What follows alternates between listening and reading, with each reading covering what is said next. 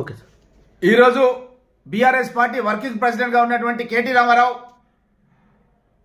గౌరవ ముఖ్యమంత్రి రేవంత్ రెడ్డి గారిని, వారి కుటుంబ సభ్యులను, కాంగ్రెస్ పార్టీని అప్రతిష్ట పాలు చేసే విధంగా మాట్లాడడం జరిగింది. కొడంగల్ లోపల పారిశ్రామిక వాడ కేటీఆర్ మాట్లాడడం ఏంటంటే ముఖ్యమంత్రి గారు అల్లుడు గురించే ఈ సేకరణ జరుగుతుందని చెప్పి అంటున్నాడు. నేను ఇంతకుముందే Telangana industrial infrastructure corporation MD అయినటువంటి విష్ణువర్ధన్ రెడ్డి గారికి ఫోన్ చేసినాను. అక్కడ ఎవరైనా అప్లికేషన్ పెట్టినారా కొడంగల్ లోపల పారిశ్రామిక పెట్టడానికి అని చెప్పి అడిగినాను. ఇంతవరకు ఒక అప్లికేషన్ కూడా పెట్టలేదు.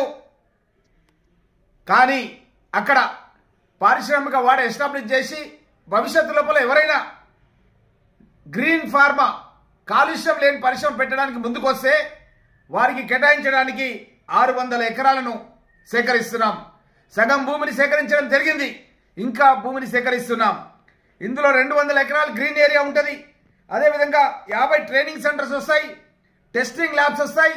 నిరుద్యోగ యువకులకు ఉద్యోగ అవకాశాలు కల్పిస్తాం. ఫార్మాసిటీలో 15,000 కోట్ల రూపాయల పెట్టుబడి పెట్టే విధంగా ఈ పారిశ్రామిక వాడను ఏర్పాటు చేస్తామని చెప్పి చెప్పడం జరిగింది. 30,000 మందికి ప్రత్యక్షంగా పరోక్షంగా ఉద్యోగాలు కూడా కొడంగల్ ప్రాంతం లోపల వస్తాయని కూడా చెప్పడం జరిగింది. మరి అలాంటి విషయం లోపల ఈరోజు అబద్ధాలను కేటీఆర్ ప్రచార మాధ్యమాలను అడ్డం పెట్టుకొని ప్రజలను తప్పుదోవ ఇచ్చే విధంగా కొంతమంది ప్రజలను, అదేవిధంగా కొంతమంది బీఆర్ఎస్ కార్యకర్తలను ప్రోత్సహించి అక్కడ కలెక్టర్ పైన, ప్రభుత్వ ఉద్యోగుల పైన దాడి జరిపే విధంగా, తద్వారా ముఖ్యమంత్రి గారికి చెడ్డ పేరు వచ్చే విధంగా నువ్వు కృషి చేస్తున్నావు.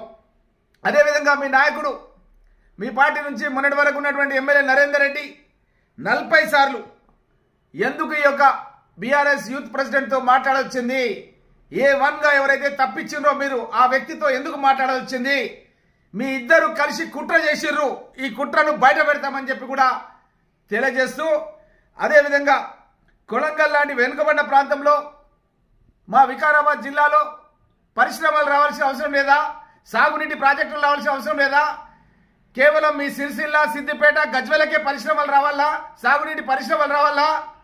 మా దగ్గర ఉన్నటువంటి హైదరాబాద్ జిల్లా వాళ్ళ మేము రంగారెడ్డి జిల్లా అంటే దాన్ని తీసుకుపోయి మీరు జోగులాంబ జోన్లు వేసి సంగారెడ్డిని తీసుకొచ్చి హైదరాబాద్ జోన్లో కలుపుకొని మా యొక్క జిల్లాకు రావాల్సిన ఉద్యోగాలు రానియకుండా చేస్తే ఆ రోజు పోరాటం చేసి మళ్ళీ చార్మినార్ జోన్లో కల్పించడం, మా ప్రాణైతే చేవల్ల నేను అడిగి శాంక్షన్ చేయించుకున్న ప్రాజెక్టుని రద్దు చేసిండు మీ నాయన కేసీఆర్.